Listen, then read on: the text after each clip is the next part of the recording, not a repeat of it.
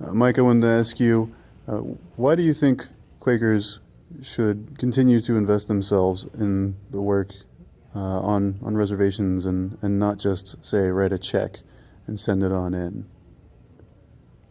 Because I believe strongly in experiential education. That causes things to sink in. I mean, you can watch a movie about farm workers and their struggles and their long days and hard work and low pay, but until you've dragged a potato sack behind them and filled it with onions and carried it to the end of the row and stacked them up and counted them sacks and figured out how much you're going to make, you really don't understand the problem. I mean, you intellectually understand the problem, but you haven't felt the problem.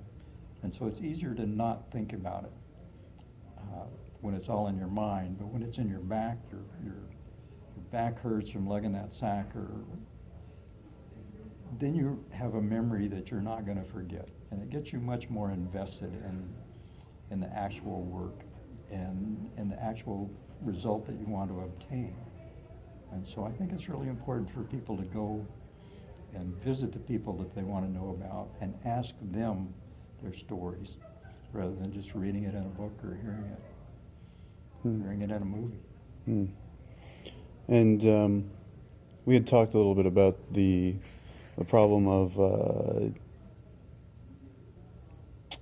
of having one community invested in the work, and often only having one community lead. Um, I'm curious to see. I guess what I'm trying to get at is the importance of the bridge. Um, Well, the same way we want to experientially understand other people, we want them to understand us, because there are just as many stereotypes from those people as we have about them. I mean, they stereotype Americans as all living in big houses with two-car garages and three cars and buying new clothes when the old ones gets dirty. And I mean, I've heard some crazy stereotypes about your average American, and most of this we get from television, from Hollywood, and what typical families look like. And that isn't so.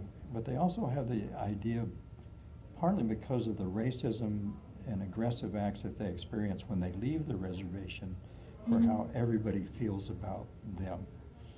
And so we go partly to show them that we're not all alike either. There's some people who are very religious and some people are criminals, and we have everything in between. But Quakers, I think, not more than, but as much as any other religion, has our testimonies on equality, and that we want to help people understand that we're just people too, people like them.